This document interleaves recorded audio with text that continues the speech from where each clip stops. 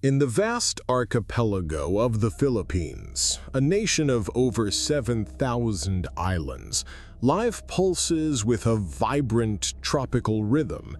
By day, the provinces are a tapestry of breathtaking beauty. Emerald green rice paddies stretch to the horizon, dotted with the stooped figures of farmers tending to their crops. The air is thick and sweet, with the scent of mango blossoms and the salty tang of the nearby sea. In the small barangays, or villages, life is simple and communal. Children laugh and chase chickens to dusty pathways between houses made of bamboo and nipa palm, their thatched roofs offering a welcome respite from the relentless sun. The day is a world of light, of color, of a gentle and predictable routine. But as the sun begins its descent, painting the sky in fiery strokes of orange, magenta, and indigo, a subtle transformation begins. The vibrant greens of the landscape soften into deep, shadowy blues. The familiar sounds of the village, the chatter of neighbors, the crowing of roosters begin to fade, replaced by the rising symphony of the tropical night. The rhythmic chirping of crickets, the deep croak of bullfrogs, and the rustle of unseen things in the dense foliage create a soundscape that is once mesmerizing and deeply unsettling. This is when the old stories, the ones told by grandparents with a tremor in their voice, begin to feel less like stories and more like warnings. In the Philippines, the creatures of the night are known collectively as the Aswang. It is a broad, chilling term that encompasses a host of ghouls, witches, viscera suckers, and shapeshifters, a pantheon of horrors born from the deepest fears of a nation. But among these myriad terrors, there is one that is whispered with a particular intimate dread, a fear that comes not from the distant mountains or the deepest jungles, but from within the village itself.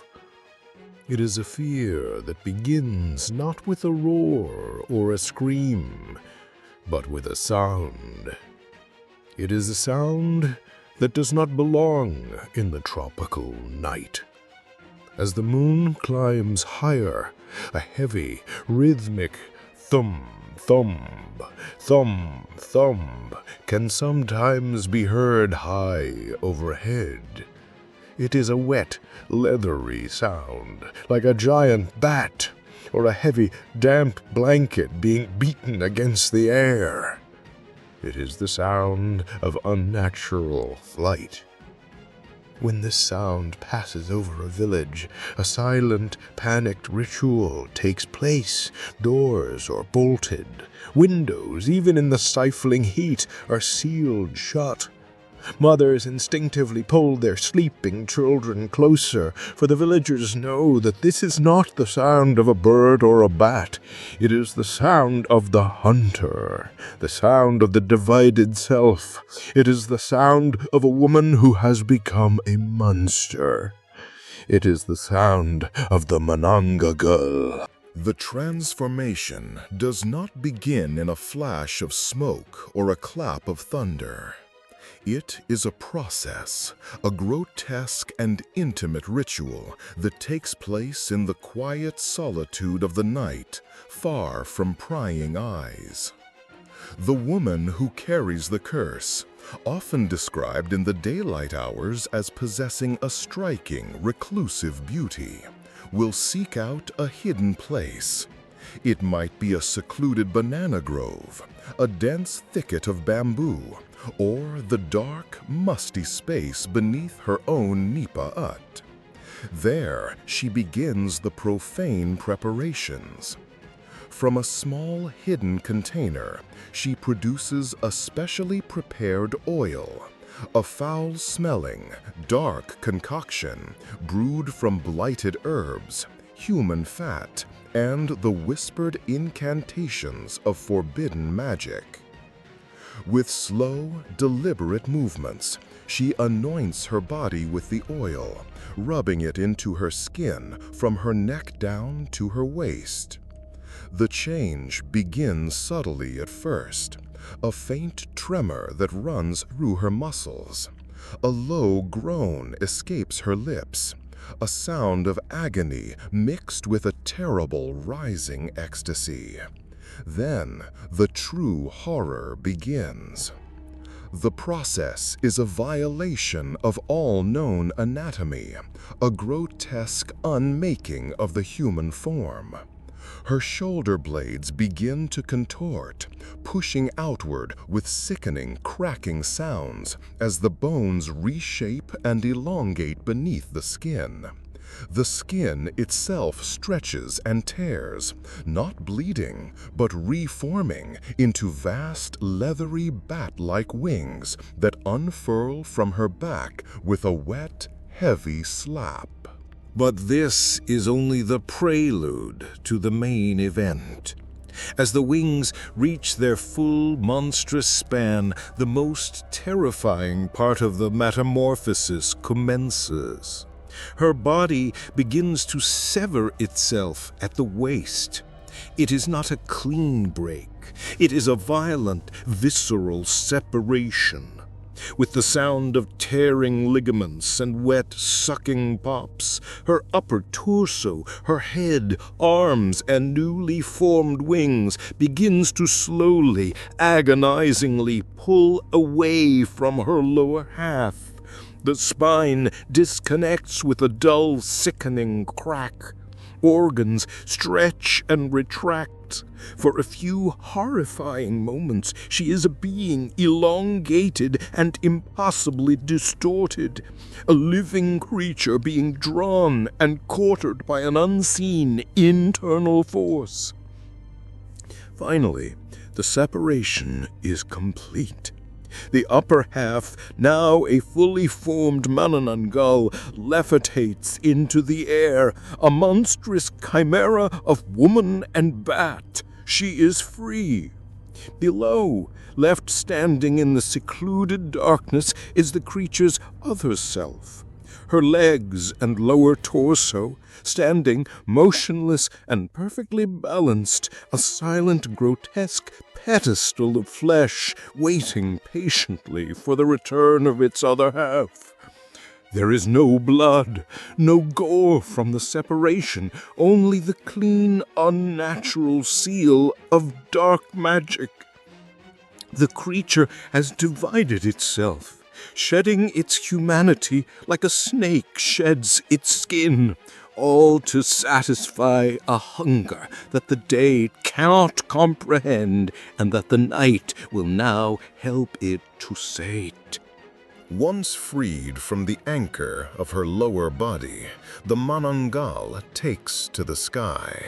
Her powerful, leathery wings beat against the humid night air, carrying her aloft with a heavy, rhythmic grace that belies her monstrous form.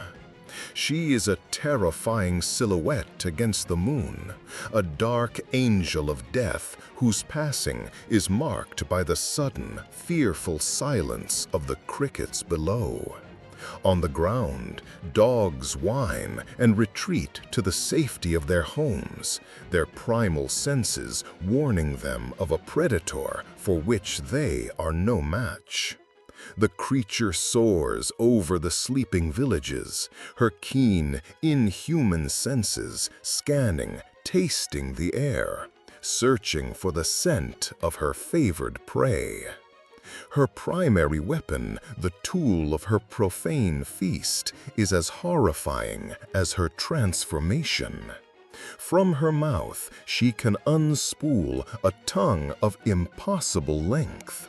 It is not the thick, muscular tongue of a human, but a long, unnaturally thin, hollow proboscis, almost like a dark, glistening thread.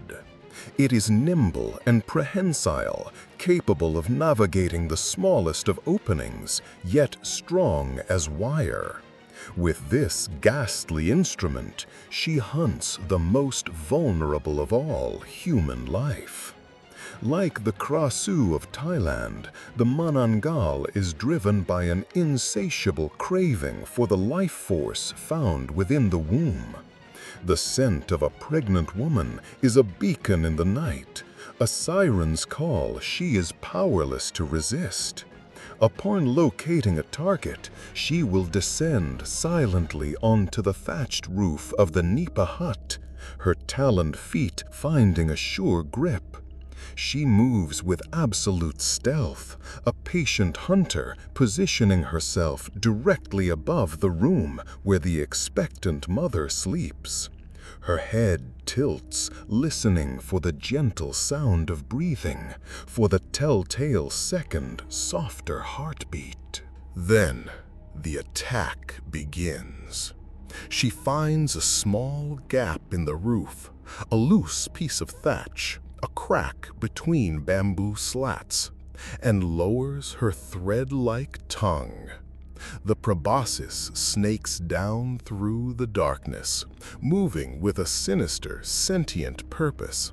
It navigates the confines of the room, around furniture, over sleeping bodies, until it finds the pregnant woman.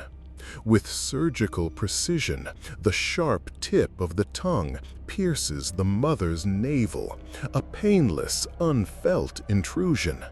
Once inside, it seeks out the amniotic sac and, with a horrifying delicacy, drains the heart of the developing fetus, stealing its life before it has even had a chance to begin.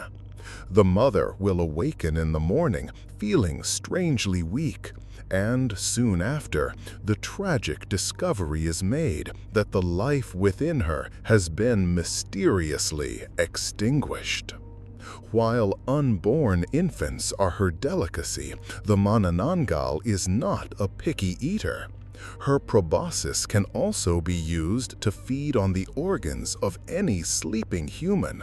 She will draw out the heart, the liver, or the lungs, consuming them from afar and leaving behind a victim who appears to have died peacefully in their sleep from a sudden, unexplained illness. She is the ultimate home invader, a predator who does not break down doors or shatter windows to reach her prey. She is the terrifying whisper that reminds the villagers that even in their own homes, under their own roofs, they are never truly safe from the hunger that flies in the night. The cruelest aspect of the Manananggal's curse is its cyclical nature. The monster that terrorizes the night does not retreat to a dark cave or a forgotten crypt at dawn. It returns to a human life, rejoining its waiting lower half to walk again among the living. The creature, once again whole, hides her monstrous secret behind the familiar face of a neighbor, a vendor at the local market, or the reclusive woman who lives at the edge of the village. This duality transforms the community from a place of safety into a stage for a constant paranoid mystery. Who among them carries the darkness? During the daylight hours, the woman who is the Manananggal often betrays her nature through subtle but consistent signs. She is frequently described as possessing a singular, often aloof beauty, yet she is reclusive and avoids deep social connections, as if subconsciously protecting those around her from the monster she becomes. There is a weariness that lingers in her eyes, a deep-seated exhaustion that a full night's sleep, a night her body never truly experiences. She may have a faint, almost imperceptible line or scar around her waist, visible only to the most observant eye, marking the unholy point of her nightly separation. Her true nature, however, is most often revealed through her aversions. The Manananggal, in both her human and monstrous forms, possesses a powerful, instinctual revulsion to common household items that are believed to hold purity and preservation. The sharp, pungent aroma of garlic is unbearable to her, and she will recoil from its presence. A wreath of garlic hung on a door is more than just a piece of folk decor. It is a clear and potent warning to the creature to stay away. Similarly, she cannot abide salt, the ancient symbol of purification. Its touch is said to feel like acid on her skin, and she will refuse any food that is too heavily seasoned with it. Vinegar, with its sharp acidity, is another powerful repellent, and the smell of it being burned is said to be enough to drive her from an area entirely. But of all the signs, there is one test, one piece of arcane playground folklore that is whispered to be the definitive method of identification. It is a strange, almost comical act that holds a deadly serious purpose. The Manananggal, for all her supernatural power, is bound by a peculiar, unexplainable law of her cursed existence. She cannot stand to see the world as she does when she is in flight. It is said that if you suspect a woman of being a Manananggal, you must find an opportunity to bend over and look at her from between your own legs. In this inverted, upside-down view, her true nature is revealed. A normal person will appear simply as an upside-down person, but the Manananggal's reflection in your eyes will be glitched, distorted, or, according to some versions of the legend, she will appear right side up, a stark and terrifying defiance of perspective that instantly confirms her unholy identity. No creature of the night, no matter how powerful or terrifying, is without its flaws. For every shadow, there is a light that can cast it out, and for every curse, there is an antidote born of the earth. The power of the Manananggal is immense, but it is not absolute.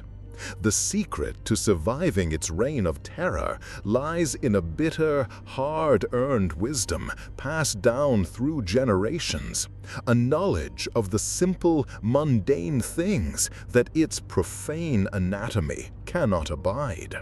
This is the lore of the hunt, the sacred rules of engagement against the divided self. The primary defenses are not weapons of steel, but potent items found in any village kitchen, their purifying properties acting as a holy shield against the creature's unholy nature. The first and most famous is garlic.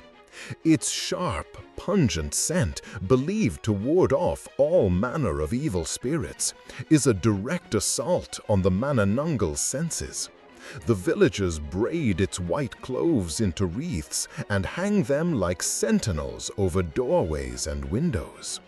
Its potent oil is sometimes rubbed onto the frames of a house, creating an aromatic barrier that the creature recoils from, its very presence a searing offense to the monster's being. Salt, the ancient symbol of purity and preservation, is another critical tool in the arsenal of the hunted. A line of coarse sea salt poured across a threshold or on a windowsill becomes a crystalline barrier the monster is loath to cross. Its touch is said to feel like searing acid upon her supernatural skin, a potent reminder of the earthly purity she has forsaken. Vinegar, with its sharp, biting acidity, completes this holy trinity of repellents. The acrid smoke that rises from burning vinegar is believed to create a protective shroud around a home, a pungent fog that chokes and disorients the creature, forcing it to seek easier prey elsewhere.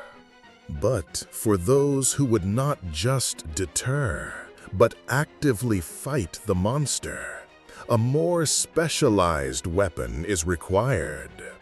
It is a weapon born not of the forge, but of the sea.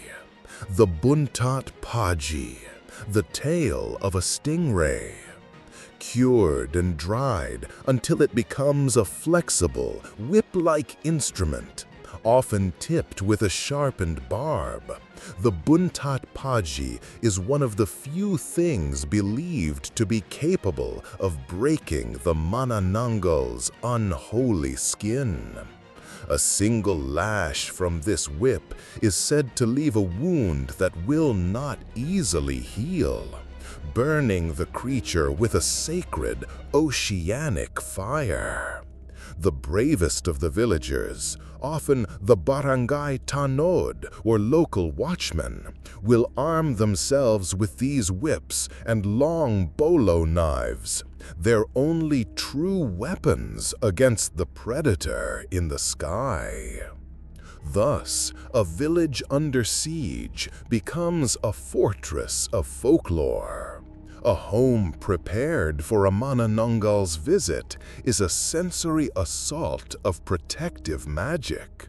Wreaths of garlic on the door, small bowls of salt on the windowsills, the faint, sharp smell of vinegar in the air. This knowledge transforms the villagers from helpless victims into active participants in their own survival. It is a grim testament to their resilience, a knowledge that says even the most terrifying darkness can be fought, and that the key to a monster's destruction often lies not in its strength, but in the simple things it has left behind. The greatest strength of the Manananggal is also her most profound and exploitable weakness. Her ability to divide herself, to shed her earthly form and take to the skies, grants her the power to hunt with impunity. But it comes at a terrible price. Every time she separates herself, she leaves a part of herself behind, a vulnerable, immobile, and utterly helpless anchor to the mortal world. This divided self is the key, the single, glaring flaw in her monstrous design. To destroy the Manananggal, one does not attack the winged predator in the sky. One hunts the abandoned, waiting flesh she has left on the ground.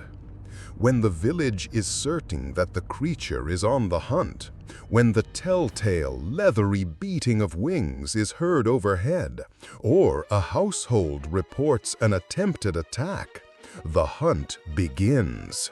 This is not a task for the faint of heart. It is a desperate, torchlight race against time, a grim game of hide and seek played out in the darkest hours of the night.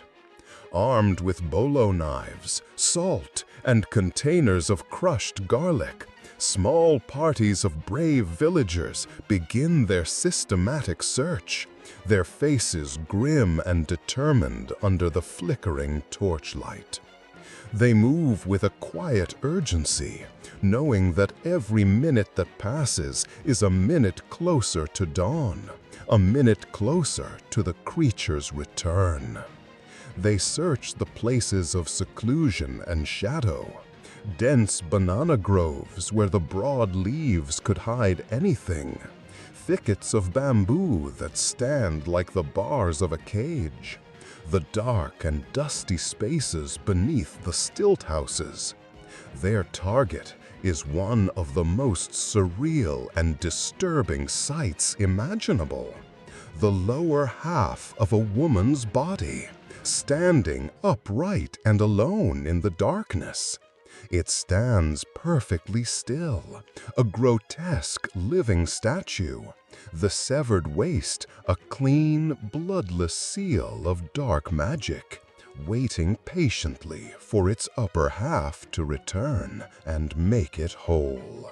Finding the divided self is the moment the tide of the battle turns. The hunters no longer need to fear the winged beast in the sky.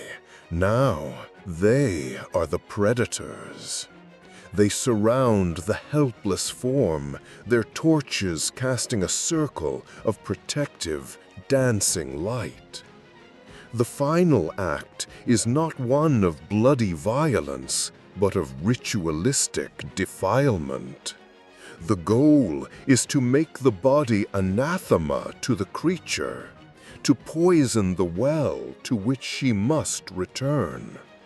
With grim determination, the villagers take handfuls of their sacred weapons, coarse sea salt, crushed and pungent cloves of garlic, and sometimes holy ash or the dust from a blessed stingray tail, and stuff them into the open, severed torso.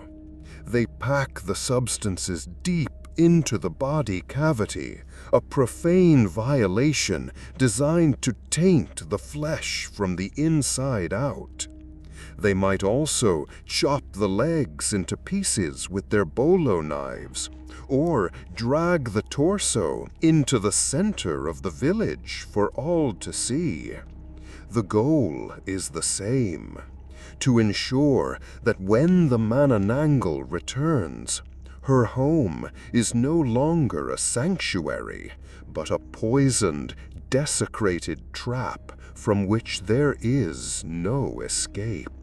As the deep, velvet black of the tropical night begins to thin, turning to a bruised, pre-dawn purple, a primal and urgent instinct seizes the Manananggal.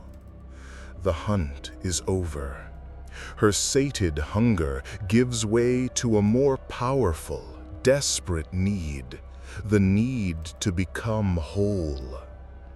The coming of the sun is anathema to her divided form, a purifying fire that her monstrous nocturnal flesh cannot endure.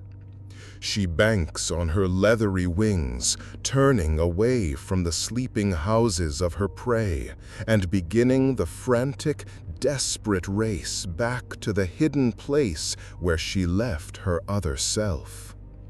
She flies with a new urgency, her graceful predatory glide replaced by a swift, panicked flapping. The sky is brightening with every passing second, the eastern horizon already a faint, threatening line of pale gray. She can feel the sun's approach like a physical pain, a burning promise of her own imminent demise. She follows an invisible, instinctual tether back to her sanctuary, her entire being focused on the single goal of rejoining the waiting, vulnerable half of her existence. She arrives at the clearing, the banana grove, the dark space beneath the house. She sees her lower body, standing exactly where she left it. A moment of relief. But as she descends, her keen senses are assaulted. The sharp, searing scent of garlic and the acid sting of salt rise from her own flesh. She sees the desecration, the packed-in salt and spices, the violation of her physical anchor. She hovers for a moment, a creature suspended between two states of being, her beautiful face contorted into a mask of pure, unadulterated horror and disbelief. Her sanctuary has become her prison. She tries to reconnect. She lowers herself, attempting to align her severed torso with the waiting flesh below. But the purifying agents packed inside repel her. The sacred salt burns her ethereal form, preventing the magical seal from reforming. She lets out a shriek, a sound of pure agony and despair that is no longer human, a desperate, guttural cry that echoes through the waking village. She tries again and again, becoming more frantic as the sky turns from gray to a soft pastel pink. The first birds begin to sing their morning chorus, their cheerful song, a death knell for the creature of the night. Then the first direct ray of sunlight pierces through the jungle canopy, a single golden spear of light. It touches the tip of her wing. The effect is instantaneous and horrific. Her leathery skin smokes and sizzles as if touched by a hot iron.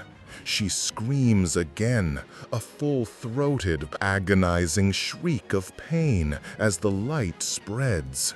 The sun crests the horizon, and the full, merciful light of dawn floods the clearing. Caught in its purifying blaze, the Manananggal is consumed. Her entire form begins to burn and disintegrate, not with a clean flame, but with a black, unholy fire.